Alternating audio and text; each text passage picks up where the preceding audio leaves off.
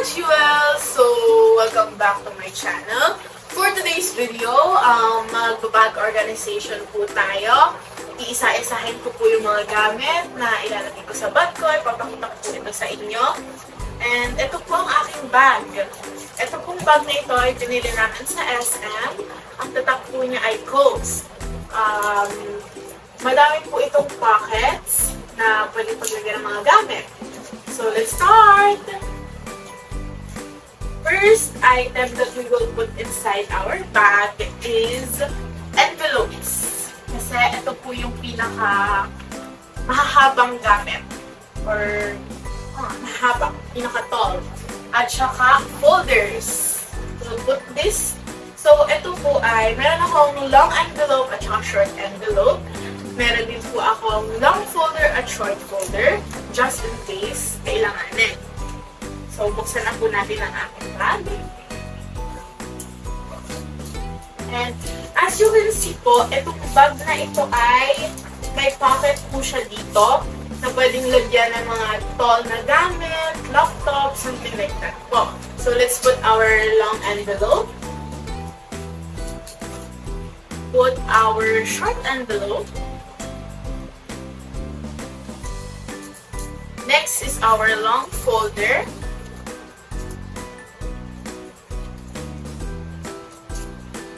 At isunod naman po natin ang ating short folder. The next item that I will put inside my bag is this Manila paper. Kasi mostly po ginagamit ko sa reportings and stuff. Kasi baka po magkaroon ng biglaang reporting or something like that. Meron po akong magagamit na Manila paper. So let's put it inside. The next item is yellow pad.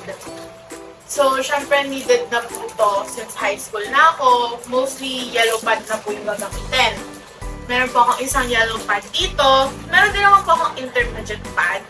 Pero, just in case ito na po ang gamitin namin, magdadala na din po ako nito.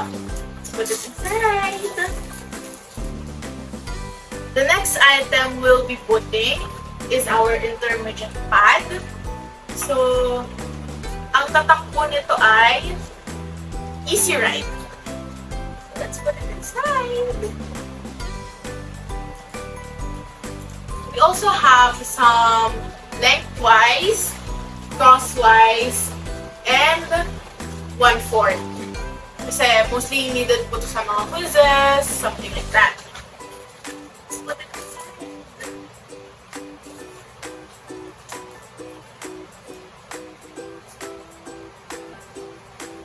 Yan.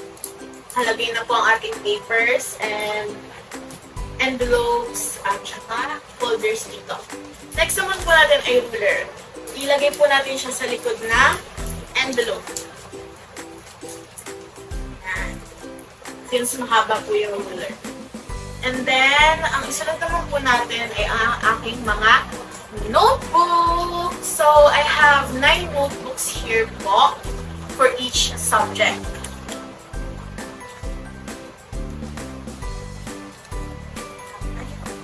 So, iba't iba po yung mga sinasabi nito. Sabi po dito sa first notebook ay, good things are going to happen. Imperfectly perfect. Raise your voice till it's heard. The next one is, keep moving forward. Accept yourself. So, meron din po tayong Bible verse here. Sabi naman po sa Bible verse na to ay, for God is not unjust, so as to overlook your work and the love that you have shown for His name in serving the saints, as you still do. Hebrews 6 verse 10. Tapos meron din po tayo ditong parang picture siya na notebook. Meron tayong bird dito, flower, parang aesthetic. Tapos meron naman po tayong dito parang shades po siya ng color. But mostly, siguro gamitin po ito sa arts or sa mape. Kasi parang bagay po yung ano niya, yung style niya sa ganung subject. Yan, meron tayong background na maganda here. Ganda ng mountain guys. Ito pa po, this notebook, ang ganda po nitong notebook na to. This notebook, iba po siya dito kasi wala po itong cover. Kasi ito pong mga notebooks na iba, may cover siya. Ito po, wala po siyang cover. So, pinagawa na lang po namin siya ng self-adhesive cover for notebooks and books. And ito naman po is may flower type na notebook. Ang sulat po sa likod ay beautiful flowers. So, ilagay na po natin ito sa loob. And guys, about sa notebook, kapag po ako pipili ng notebook, I would rather pick a rough type of notebook, yung medyo makakapal na rough, kasi mas maganda po yun sulatan sa perspective ko. And yun po yung gusto kong type ng notebook. So, I would recommend this if you would like to buy this notebook sa National Bookstore lang po ito na bibili.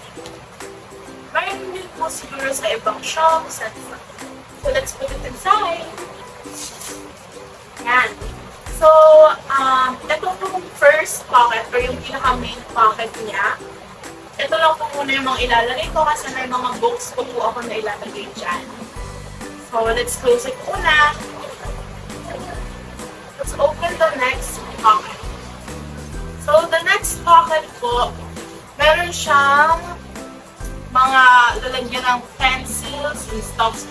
Para kung mayroong pencil case dito, na pwede mo i-shoot yung pen kapag nagmamadali ka or something. So, meron din po siyang pocket dito. So, I will put my Ibong Adarna book inside this pocket.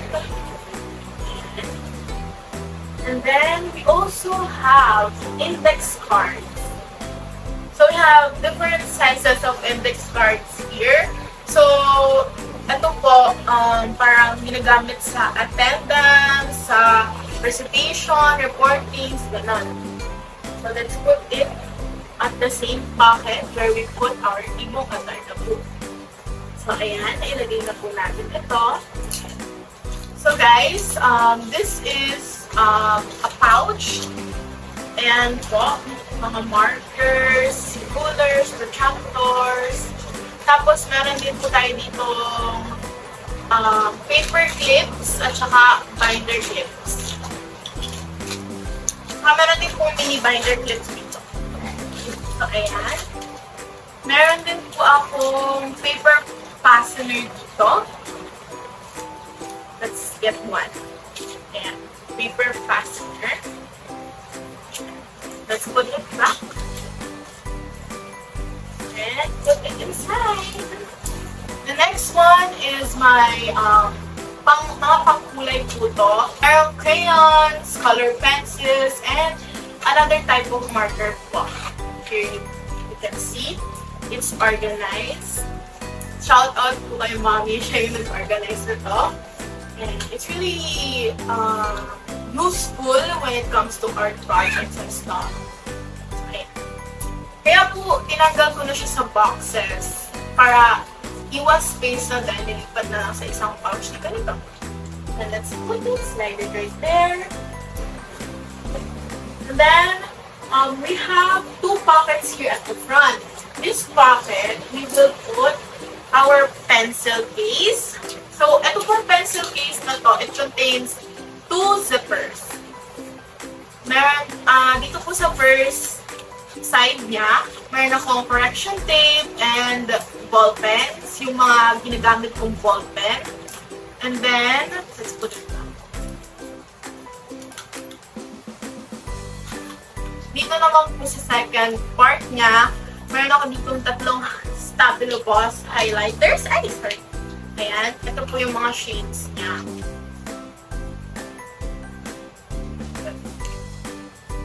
Ayan, 3 Stabilo Boss highlighters. Tapos, meron din po tayong Mongol sharpener at saka Mongol eraser here. Kasama po to ng Mongol lapis. Mongol pencil natin. Ito po ang ating Mongol pencil. So, when you buy this po, it's a pack na siya. And then, we have more ball pens. So, ito po mga ball pen to ay extra lang just in case maubusan ng tinta or mawala yung dalawa kong ball pen dito. We also have two pilot ball pens na kulay blue at kulay red. Mostly, ginagamit ko sa checking or something na kapag nag-exchange ng papers, gano'n. Let's put back. And let's put it inside our bag. So, ayan. Ito mo po siya ilalagay. So, ilagay din po natin itong ating calculator. So, this calculator is Casio. Scientific calculator. Recommended na po ito sa grade 7. Lalo na may mga algebra equation na, mga cosine. So, kailangan na po talaga ito sa high school. Let's put it inside. So, eto guys, ilalagay din natin siya dito para ating lalagyan ng pencil case and calculator. Para kasama na siya dito. Let's close it.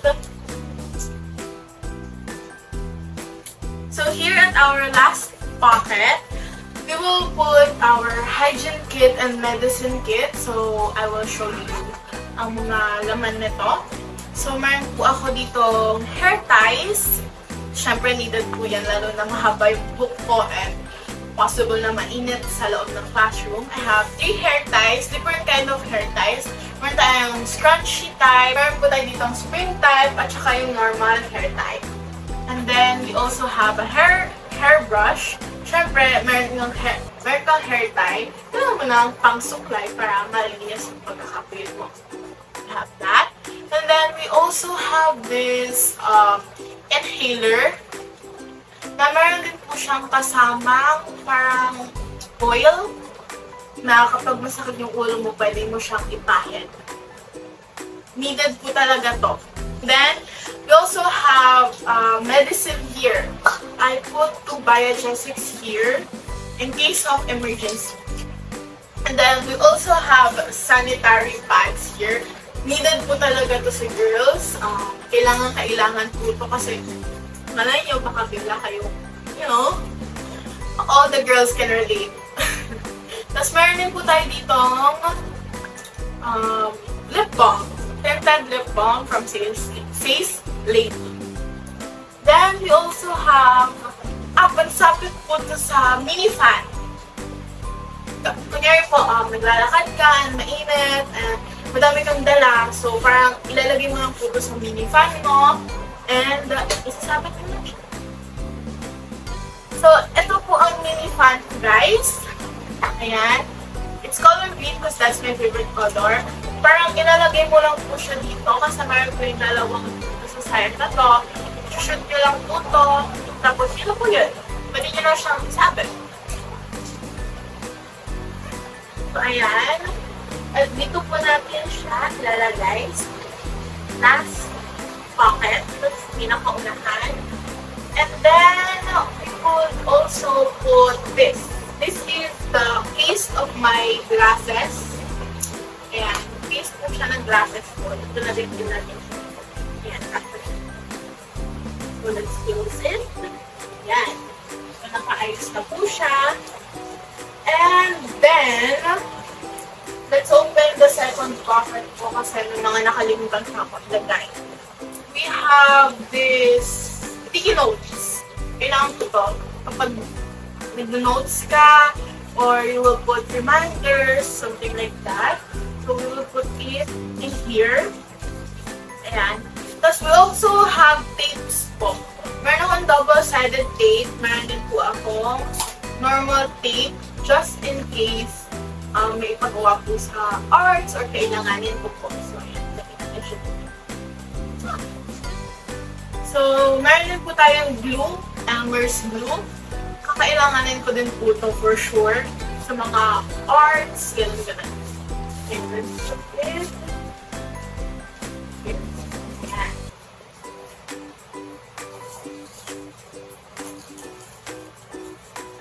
There we go. I have a tumbler here. So, this tumbler, ang pangalan po niya nasa ilalim. Ang pinagsulatan po namin dito is Sharpie na marker. Yung fine tip po. It's color green because it's my favorite color. It matches with my lunchbox. So, let's put our tumbler at the side of our bag. Kasyang-kasya po dito. And then, I also have an umbrella. Lalo na po ngayong tag-ulan, kailangan po talaga itong umbrella. I mean, you can hear the rain naman po, diba? It's raining outside. So, we need this for school talaga kasi wala namang magpapayong sa'yo na tao, diba? So, parang magpa-shoot. And then, so let's put it inside. So, ayan, my bag is completed. And, we have our lunch bag. So, ayan, you see, magkakulay po sila. Color coordinated. So, of course, for aesthetic type tingnan. Same as my lunchbox and water bottle. So, guys, I will show you the lunchbox. So, ayan. So, ito po, ang purpose daw po nito is kapag mainit, itataas mo lang siya para yung smoke lumabas siya. Ayan. Okay, butas po siya doon. Close it for now kasi wala naman tayo lalagay. So this lunch box, we bought it from SM, guys. SM department store. Meron na po siyang kasama kutsara at saka tinidor na plastic. So I'm sure papalitan ko din po ito ng stainless kapag ginamit ko na. Then, ito po, may first layer po siya dito. Dito po yung nakalagay yung kutsara, tinidor. You can also put fruits or snacks right here, dito sa dalawang side na to. Tapos may lalagyan din po siya ng ketchup or nalalagyan ng sauce. Ayan. Kasama na po siya mismo no lunchbox na to. May iba pong kulay na to, pero pinili ko kasi as my favorite color. So, ito po yung itsura ng loob niya. This is a layer po siya. So, kunyari may sabaw po kayo dito sa side na to, tapos nandito yung kanin. Hindi po siya basta-basta matatapon. Unless, iganon-ganon po yung yung lunch box. Daming space na to, guys. Mga vegetables. Rather. So, ayan. Ito diba? Ito po yung itsura ng lunch bag sa loob. So, meron din po siya nalagyan ng water bottle dito. Kung ayaw mo ilagay yung water bottle mo dito sa side na to, pwedeng dito mo ilagay. So, guys, it's really spacious. Let's put it inside. Pasyang-pasya. Let's close it. Sa SM po namin ito lahat na basic. Ayan. So, ayan mga ka-jewels, I will show you the inside kung paano ko po siya in-organize. So, ayan. Ito po ay nag-contain ng 9 notebooks. Kapag po nandito na yung books or meron ako mga libro, naayusin pa po namin yan. So, ito po, mga papers, intermittent pad, yellow paper, Manila paper, folders, and envelopes. And ruler. So the next pocket, we have here sticky notes, tapes, tapos nandito din po ang ating mga crayons, at ang ating mga markers at rulers. Iba pa. And then we also have here our index cards and our Ibong Adarna book kasi kailangan na po sa grade 7. And right here po sa next pocket, kasi dalawa po yung pocket nito sa harap. Ito po, nakalagay po dito ay pencil case, calculator, and our geometric ruler. So, yan. Pabilog po siya.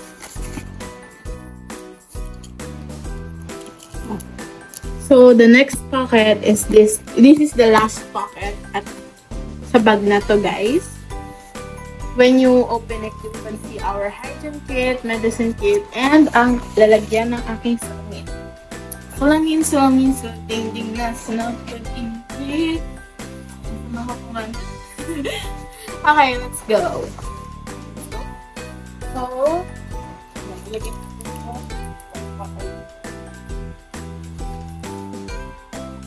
So, the next one is our lunch bag. So, dito mga ka-jewels, nilagay ko po yung aking mini fan dito sa pocket na to. Ayan, kasya po siya dyan. Tapos, sa loob naman po, ang laman lang po na to ay ang ating lunchbox. Ano po? I'm excited to go to school na mga ka-jewels. Handang-handa na po tayo sa mga pagsubok. So yeah, yun lang po. Thank you for watching!